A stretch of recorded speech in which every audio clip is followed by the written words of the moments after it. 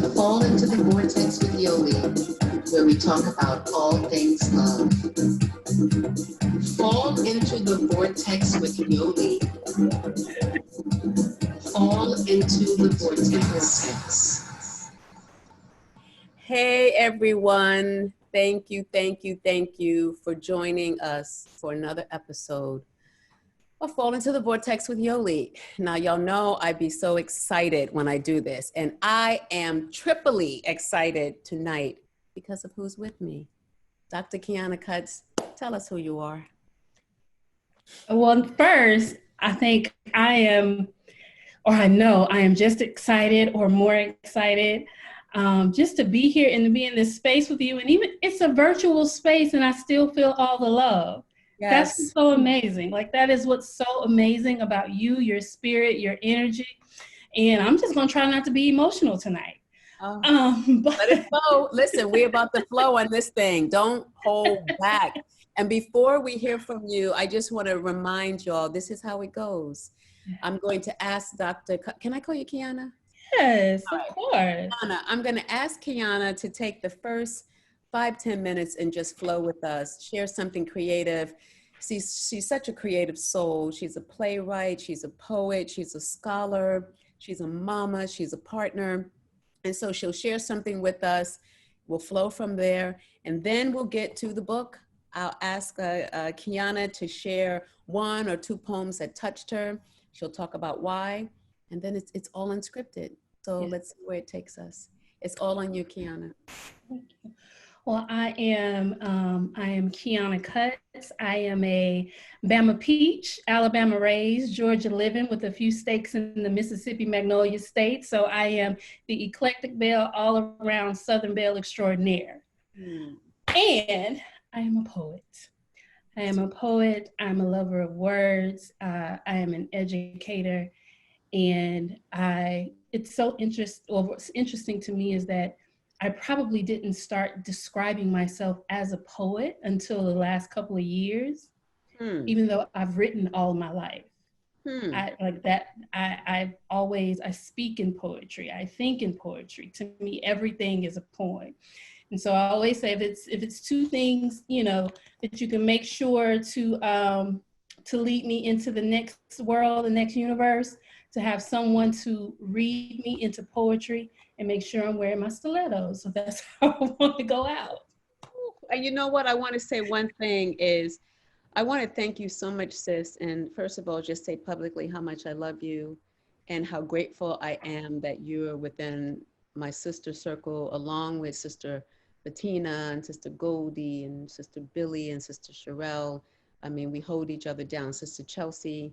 And I also want to thank you because you were the first person to post a review of the book. And it wasn't just that it was the first review, it was the fact that it was coming from you. And the fact that I respect you so much as a poet. Yes, as a woman, as a mother, all the other roles you inhabit. But as a poet, it meant the world for me, or to me, for you to read this book and say what you said. So I just want to thank you publicly for that. And I respect you so much for your craft. Thank you so very much. Oh, and I remember that review and absolutely meant every word. I have, and I know we'll get to the vortex in a minute, but I am not one to turn down corners of books. I really I'm a book snob when it comes to the state and the condition of my books. I like them to remain, even when I'm making notes, I make my notes very neatly. But I'm just and if you can see, I'm just I got all this, just turning down all the corners. And so I was rereading some today and I said, I have to buy me another copy to be my shelf copy, because this copy, I already know it's going to be read and reread and pages folded and, with some tears on the pages and everything. So I'm excited and I'm so happy I was able to leave the first review. Yes, and tell us more. I didn't mean to interrupt, sis. I was just going with the flow of it, but more about you in terms of you as a poet. And I am intrigued. And when you get ready, I want you to talk more about why you're just seeing yourself as a poet, or at least just calling yourself a poet? So I think to answer that question, I would have to go back to, I would have to go to Goldie, recognizing our genius. Mm. And I think I had been writing poetry for so long that I was just like, oh, it's just words, I'm just putting together words, no big deal. Mm. And people would say, but the way you put them together, it's like, but everybody does that. That was just my mindset. It's just like, well, everybody puts words together like that. I mean, it's not, I don't think that I recognized poetry as a craft. It was just, yes, absolutely, absolutely. It was just part of who I am. So I didn't feel the need to name myself as such. Mm. So it was just like, because I remember the very first poem, I don't remember the context or the content of the poem, but I do remember writing a poem in like second or third grade.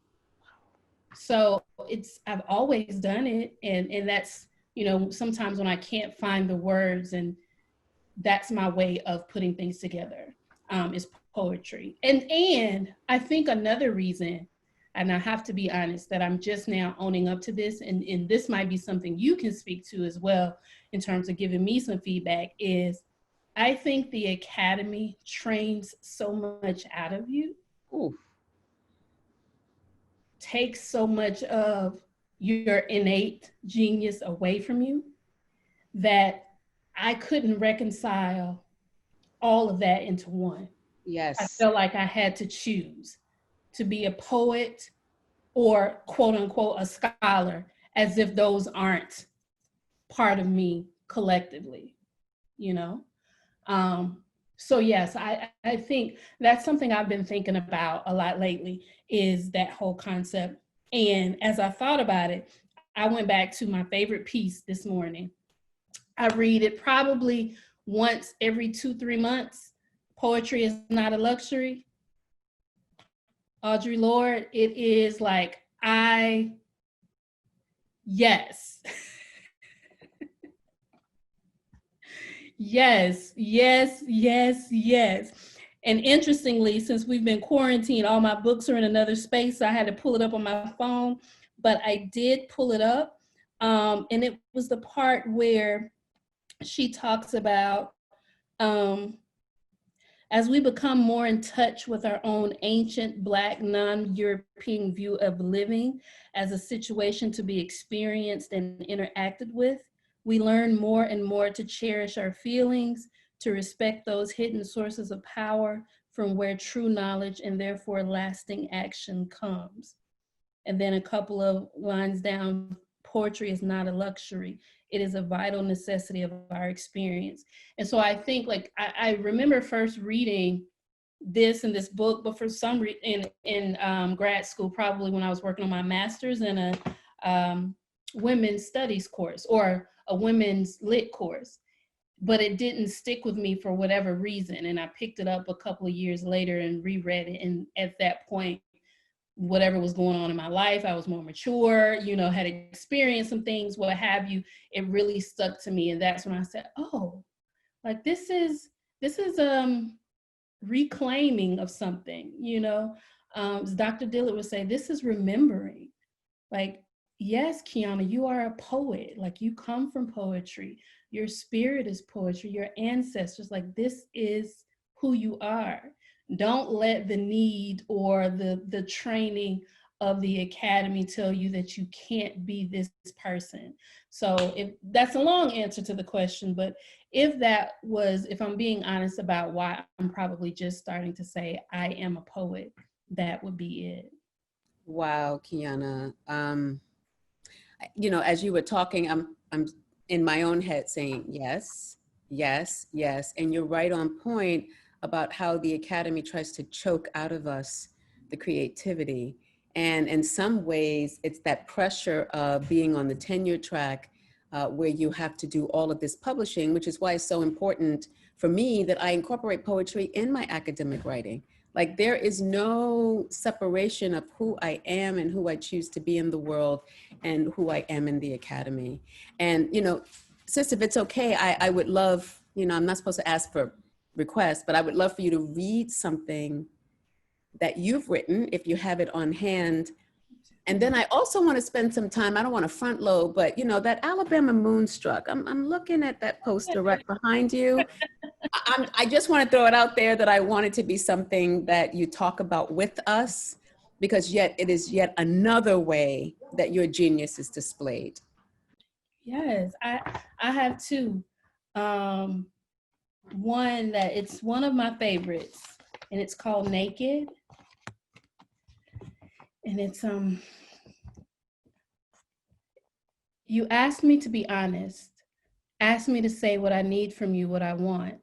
Well, I want fairy tales, but not those with princesses who look nothing like me, not those with damsels who feign distress to be saved. Nah, not those. I want Black love fairy tales. Stories to tell our children as we hang pictures from our Juneteenth celebrations and trips to Ghana. Like, remember that time we started the Soul Train line at the block party, got drunk at the Maze featuring Frankie Beverly concert? Stories that make us social media relationship goals. Because after decades together, we still flirt and are giddy at one another's presence, still practice newlywed intimacy and have eyes only for the commitment we made, a promise to love beyond death. Stories about how we lost connection, but we're always in the same place at the same time. How we knocked down cards stacked against us, how we ain't loved nobody else harder than we love each other. Because that's the truth, ain't it? Ain't nobody ever made me feel like you. And I mean, ain't nobody ever been able to satisfy me like you. Ain't nobody ever made me turn away suitors who wanted to love me like Buster Broadnax and take me where I want to go with you. Black love fairy tales with you, a lifetime with you, whatever, wherever with you. I want Black love fairy tales with you because you asked me to be honest. Yes, that's one of my, that poem, yes, it's so funny to read. Yes, it's really funny to read this now because this came from a conversation with a former lover, and she said, well, what is it that you want from me? And this is what I went home and wrote. And it's so interesting because when I wrote it, I had never even been to Ghana. But I think I knew I wanted to go. And so it's interesting to read these words, you know, in this space and everything that I am now. So, yeah. Something you just said, sis, is what I find in my own poetry is that I'm often writing my future, right? So it's like we're documenting it. Poetry is used for multiple reasons by poets. It's to document what we're experiencing and trying to make sense of it, but it's also shaping the world in a way that we know we deserve and putting our desires on the page. So that makes total sense to me. And it's a way of you speaking things into being, because I know you've been to Ghana now. I know that you have been with Dr. Cynthia Dillard, the Queen, and the work that she does at UGA and the sisters that she gathers. I've yet to be, but that just gave me tingles when you just said, and I had not even been. That was beautiful, Qiana. Not even been, yes. That was beautiful, sis. So yeah, like that just gave me chills thinking about it, you know, thinking about it. So that's one that I really, really love. One other that I want to share that I actually just wrote, and I wrote it today. And it's not finished, and it's not really a love poem, but it's a love poem because it's about Black women. And so I'll just read it first, and then I can tell you what it's about or who it's about. It's called Where Do Black Girls Bloom? After Tupac. Did you hear about the Black girls who were smothered by the concrete, proving there's no safe place to bloom, whether fighting injustice, recovering, loving, or asleep? Funny it's not, but Black girls are buried spirit and heart and bodies everywhere. Long live Black girls who hold our freedom, our anger, our beats, our healing, and our air. For Brianna, for Toyin, for Grace, for Megan. So this piece is still kind of, you know, in development, but Wow. All four of those young women have been, young Black women have been on my mind just so heavily and so deeply, just one for their experiences, two for their ages, and three for the lack of pouring in Yes. to them, Yes. the lack of holding fast for them, the lack of, and the amount of for in the case of one, the amount of ridicule, and just for the case of all, in the amount of doubt. And so I've just been thinking so much about Black women and how Grace is 15, the oldest of them was Brianna, she's 26. You know, like they all have these different experiences, but at the root of the experience is we don't love Black women. The world doesn't love Black women like we should love Black women, like it should love Black women. I think we, you, me, you know, there are lots of us, like I ride hard for Black women, do or die all day long, you know. So yeah, so that one is kind of what's been sitting on my heart and on my spirit, you know. Sis, I feel it, and I thank you for that. You know, Zora had it right when she talked about the Black woman is the mule of the earth. We are actually the cradle of civilization.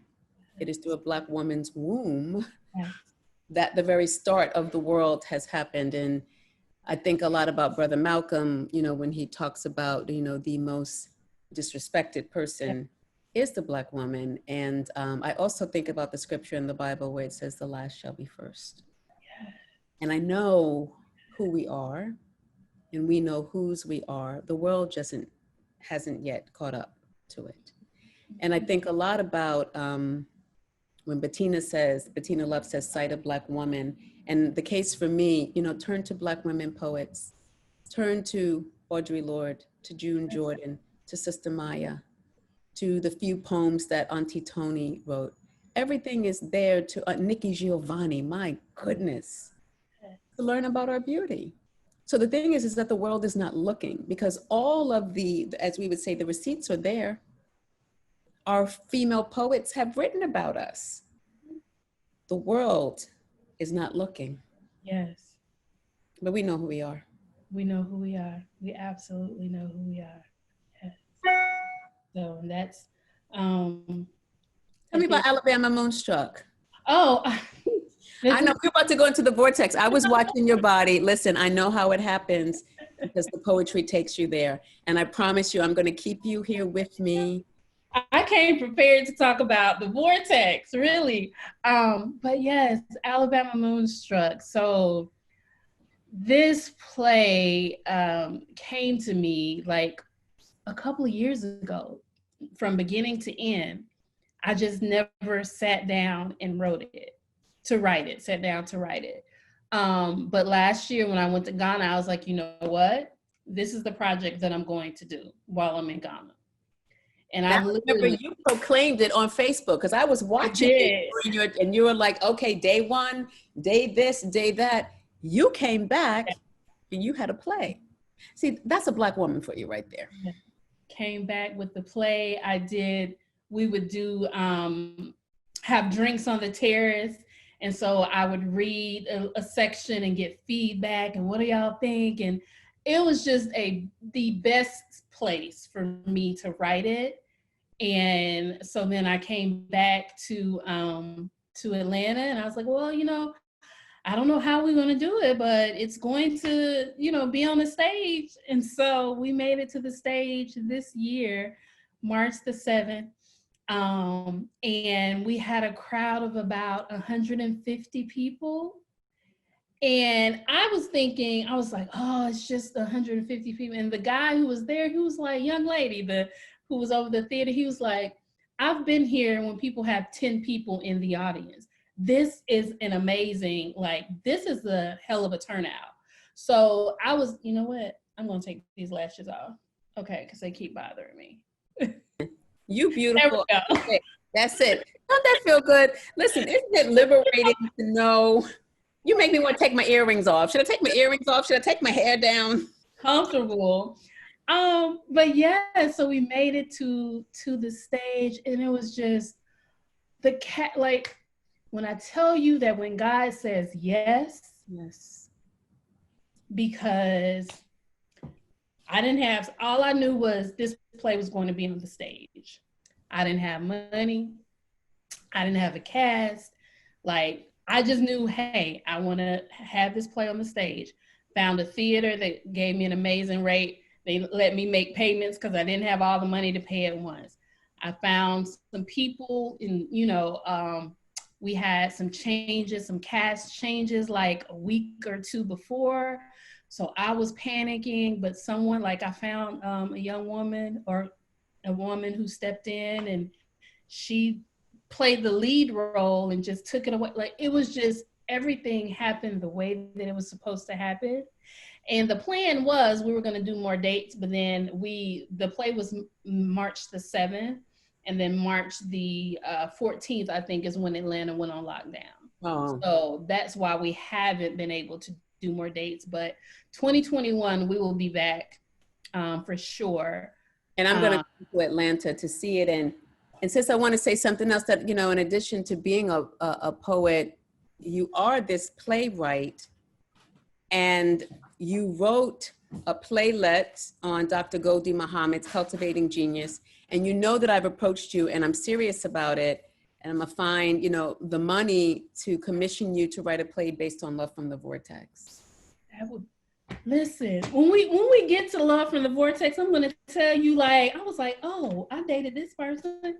Oh, let's go into it. Because we can talk about that offline, because that is where my heart is. Like, I have such a vision for this that goes beyond, anything I thought when it first happened. First of all, I didn't even expect it to be a book. And then it started shaping out to be that way. But I know that you can do justice to it. And I just, wanted to put that out into the universe, that Love from the Vortex will be a play written by Dr. Qiana Cutts. I would be so honored. But yeah, I was just honored to be able to do it with Gholdy and write the playlet. And the young man who did it was actually the young man who's in Alabama Moonstruck. And brilliant. I was just over here in tears, and I was just like, oh, he is Asa J. Ford, and know his name. Say his name, because we'll hear it again. Yes, that's his, or his name. His actual name is Kevin Booker. Yeah, but Asa was character. Asa. Yes, like when I wrote the character and when I saw him reading it, I was like, yes, this is. Were you thinking of Asa Hilliard when you wrote? Absolutely. So the characters in the play, I tried to pull names that were important to me and that also were important to Gholdy's work in the book. So yes. It was beautiful. It was beautiful, beautiful. And thank you for putting me on to the civic dinners. In my mind, this is something I'd like to do with Love from the Vortex and Archaeology of Self. And so that's another thing, sis. We teach each other so much just by being in each other's lives. We just lift each other, from being in our presence. So just thank you for your genius, Qiana. I'm just enjoying this moment. I want to be honest. I feel so relaxed. I feel like I am just hanging out with my sister and getting to know so much more about you and just loving you even more. I'm just ready for this, for Corona to go on about its business. Okay. We can have this coffee shop meeting or this meeting in your living room or whatever space, my living room, whatever space it is. Let's do this. We can have wine, cheese, and just talk Love from the Vortex. So listen, we can't do that right now, getting together, but we are here right now. Let's jump in, sis. Talk to me, talk to us. I know that you love the book and I'm so grateful for that, but which ones spoke to you, at least the ones that you want to share today? So, of course, there were many, but I will honestly say, like, I wanted to know more about Angel. I was just like, wait, I need more about Angel. Like, and you know what's wild, sis, is that Angel, my ex-husband, is the one that I spent the most years with. I've known him for at this point, I want to say 35 5 years, maybe, and was married to him for 26. And although he only has 2 poems, you'll notice that one of the poems is 10 pages long. And so that's the thing about poetry, right? Since we don't know how it's going to come out, we only know when we're starting and we know when the final word has hit. And so that's how I wrote. For Angel, it was these 2 very, very long, almost epic poems to talk about my experience with him. These poems reminded me so much of someone that I dated. The one from when we were children, and I won't read the whole part, but the second. Tell me what page you're on. 34, at the bottom of 34. We're like LeVar Burton and the Reading Rainbow. We like to read along. So what page is that? Page 34. Okay. Yes. We only knew how to just be with each other in the moments that we were together.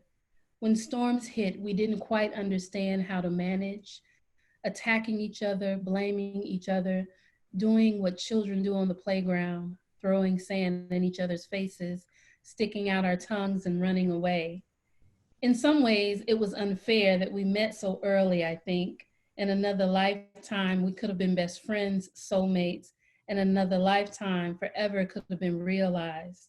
But so much has happened in our time together, connected to our formative years, so much that we didn't have language for, so much we just couldn't understand, so we cried or yelled through it until we got to the other side, only to realize that we had nothing to hold us together. Sis, I was just like, yes, yes. Thank you for that reading. That was beautiful. Yes, that was beautiful. I also loved, well, let me stay focused because I will be all over this book. The thoughts about you realizing that you didn't know him anymore and he was part of a journey, but not your destination. Oh, when it comes to love, I think that if we people in general thought about love as a journey, because I talk to people sometimes, young women, and even my son is he's 22, I think 21, I think. What a 21-year-old son. You know, grown, and I tell him Stop. all the time, he's like, you know, son, you'll get your heart broken, put it back together. You know, hearts are meant to mend, they're meant to love again. But sometimes I think we get stuck on the fact that this person was our destination. And sometimes that person, even, you know, when it's been lots of years, sometimes that was just part of the journey. And there's more love coming, but you have to be open to embrace it. Yeah. Sis, you just said it beautifully. And I love it that you talked about having that conversation with your son, because I don't think that we as parents have those conversations. At least I don't remember. Yeah. I don't even remember discussing my divorce with my mom. Yeah. You know, I just don't remember that. And yet going through the writing of this book, it has given me a different approach to talking about things with Olivia. She is 15. She's not yet had a boyfriend, and thank God she's not interested in one right now, or girlfriend, right? That has not manifested in terms of her being in a loving relationship outside of her friends. So her girlfriends are the most important people in her life right now, hopefully outside of me and her mom and folks in her family. But I do talk to her about relationships, and you know, she did start reading some of this. It's a little tough, as you would imagine, because I put my heart out on display. But what I'm hoping is that she'll read it and she'll understand that when the time comes for her to experience the heartbreak that she will experience, that she can turn to this and she can come to me and ask very specific questions. Yeah. So yeah, it's beautiful that you're talking to your son about this. Yeah, we need those intergenerational conversations. We absolutely do. And I don't remember my mother having any of those conversations with me. I knew the person in her life, but I didn't necessarily know much about or get to see the love in terms of, I knew, and we didn't have those conversations about love. Like, how is love supposed to be? How is love supposed to feel? But I was always, even from a very little girl, and I used to think this, but it wasn't until a couple of years ago when I heard her say it that I remembered it. I was at my mom's house, and my stepdad was saying something, and they were just doing their little everyday arguing that people do when they've been together for ever, you know. And it wasn't anything big, but I just remember my mom saying, no, we can't do that right now, not in front of Candy. That's my nickname. They call me Candy at home. We can't do that in front of Candy. She's sensitive. She's always been like that. And I was like, I said, what are you talking about? And she was like, oh, you remember when you were a little girl, the only way I knew if you were upset was if I looked at you, because you would just sit there and cry, but you wouldn't say anything. I would just look at you and tears would be rolling down your face. And so that, like, I think it was at that point that I really started to own this thing of feeling. Like, I've always been someone who felt a lot of things, even if I didn't say much. And I think my son is the same way. Like, he's very quiet, but I also know that he's very attentive and very, very feeling. His expression of emotion looks different from mine, but because I think I've done my own work, I'm better able to see him in his authenticity when he's feeling something and allow him space to do that. And hopefully he knows that I'm there to support. Oh, sis, I'm sure he does. Say a little bit. You said you've done your own work. Say a little bit about that. So after my last relationship, I think about the last year of the relationship, I was in therapy.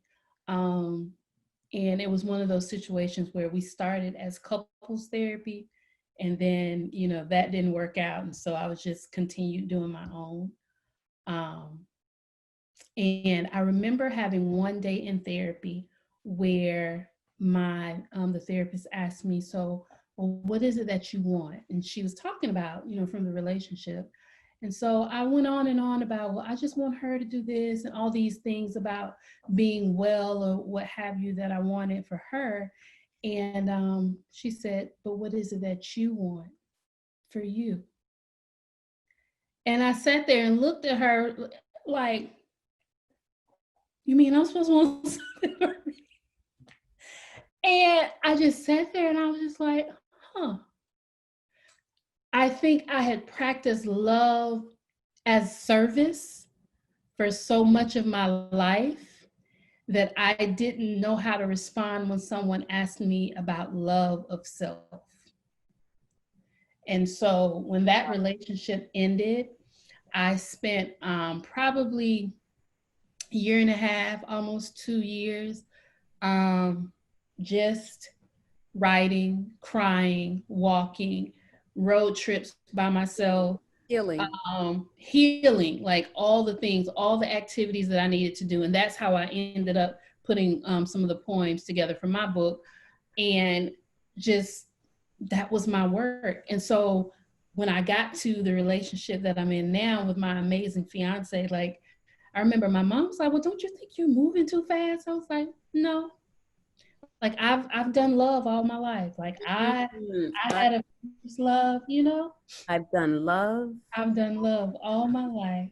That is a t-shirt, sis. And I have t-shirts, right? The talk less, love more. Yes. I will give you some props. That's a t-shirt. I have done love all my life. Yes, yes.